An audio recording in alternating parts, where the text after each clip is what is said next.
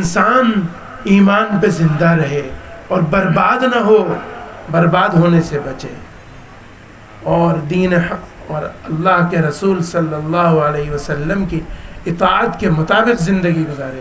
کوئی نئی چیز ڈھونڈنے کی ضرورت نہیں، کچھ بھی، کیونکہ اللہ تعالیٰ فرماتا ہے من یطع الرسول فقد اطاع اللہ، کہ اللہ کے رسول صلی اللہ علیہ وسلم کی اطاعت جس نے کر لی، جس نے کر لی، اللہ کی اطاعت خود بخود ہو گئی۔ یہ قرآن اللہ نے نازل فرمایا اپنے آخری نبی صلی اللہ علیہ وسلم کے اوپر، آخری، کوئی نبی اس کے بعد نہیں آنے والا ہے۔ تو اس کی فکر کرنی چاہیے، اور بچوں کی، آنے والی نسلوں کی حفاظت، اس کی ذمہ داری، اس علم کو سیکھنا، پڑھنا اور اس پہ اپنے بچوں کو لگانا۔ ایک صاحب، مجھے ایک واقعہ یاد آ رہا ہے کہ میں مکہ مکرمہ میں حرم کے اندر بیٹھا ہوا تھا، وہاں ایک صاحب ملے جو سعودی حکومت کے قریبی لوگوں میں سے، یعنی ایڈوائزر بھی کہہ سکتے ہیں۔ تو وہ بات کرنے لگے، سعودی عرب میں ابھی کچھ سالوں سے انہوں نے سختی ختم کر دی۔ سختی، پہلے سختی ہوتی تھی، اگر کوئی پردے کے بغیر عورت باہر آئے گی تو اس کو واپس جانا پڑتا تھا، پردہ کرنا پڑتا تھا، اس پہ سختی تھی۔ تو اب اختیار دے دیا، تمہیں پردہ کرنا ہے ٹھیک ہے، نہیں کرنا ہے تو ٹھیک ہے، تمہاری مرضی، تمہارا اپنا دین، پردہ کر کے آنا ہے تو ٹھیک، نہیں آنا ہے تو تمہاری مرضی۔ تو وہ یہ کہنے لگے کہ یہ سب چھوٹ دینے کے بعد بھی 5% کے اندر دیکھا گیا کہ پردہ ہٹا ہو یا پردہ کم ہوا ہو یا کوئی دین سے دوری دیکھی گئی ہو، 5% کے اندر 95% سے زیادہ لوگ دین کے اوپر اپنی مرضی سے قائم۔ کیوں؟ یہ کیسے ہوا؟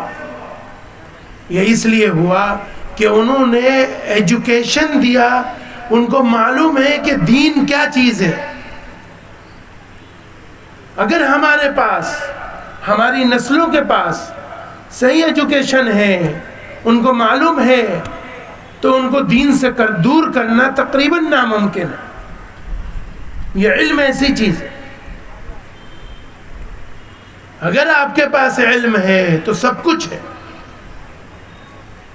اور اگر آپ کے پاس علم نہیں ہے تو کچھ نہیں ہے، جو چاہے گا برباد کر دے گا، جو چاہے گا بہکا کے لے جائے گا۔ تو دین کی صحیح معلومات اور علم کا رواج اور نسلوں میں علم موجود ہونا، یہ اس بات کی ضمانت ہے کہ آپ دروازہ کھول دیں انشاءاللہ کچھ نہیں ہوگا۔ وہ علم ان نسلوں کی حفاظت کرے گا اگر علم ہے تو، اور اگر علم نہیں ہے تو ختم۔ اسی طریقے سے ایک واقعہ ہے،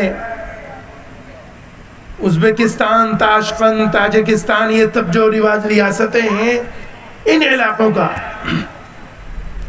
یہاں سے یہ دین کا اور علم کا مرکز ہوا کرتے تھے کبھی، سمرقند و بخارا، ترمذی شریف وہاں لکھی گئی، بخاری شریف وہاں لکھی گئی۔ یہ پوری دنیا کا ایک زمانے میں مرکز تھا، علم کا مرکز۔ اتنے بڑے بڑے محدثین کی اولادوں کی اولادوں کی اولاد جو ہے وہ اسکرٹس میں گھوم رہی ہے اور جینس میں گھوم رہی ہے، انہیں معلوم ہی نہیں کہ وہ کیا ہیں اور کیا تھے۔ کس لیے ہوا ہے سب؟ کہ انہوں نے علم کو ختم کیا۔ کس نے ختم کیا؟ وہاں کی حکومت نے۔ مدرسوں پہ پابندی لگائی، مکاتب پہ پابندی لگائی، اور جو مدرسہ پڑھا ہوا آدمی ہے جب وہ مر گیا اس کی اولاد کو کیا پتا کیا تھا، اور جتنا اس کی اولاد کو پتا تھا اس کے بعد والی کو اور بھی پتا نہیں تھا، اس کے بعد والی کو اور بھی پتا نہیں تھا۔ حضرت فدائے ملت حضرت مولانا سید اسعد مدنی رحمۃ اللہ علیہ دیوبند میں ان سے اس ریاست کا آدمی اس زمانے میں آج سے 20-22 سال پہلے کوئی آیا دلی،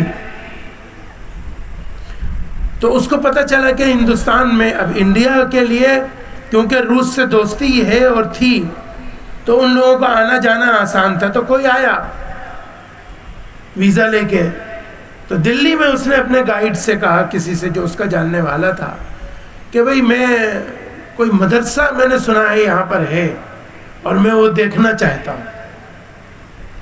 کہاں سے آیا وہ؟ جو بالکل مرکز سمرقند و بخارا اس علاقے کا رہنے والا، اس کی خواہش ہے کہ وہ مدرسہ دیکھنا چاہتا ہے، اس کی نسلوں نے نہیں دیکھا، ختم کر دیا گیا حکومت کی طرف سے۔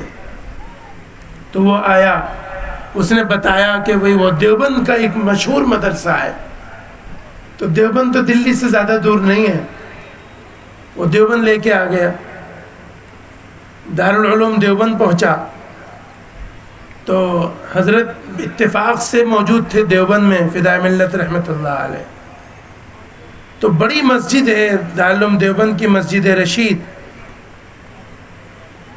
وہ اس نے وہاں نماز پڑھی،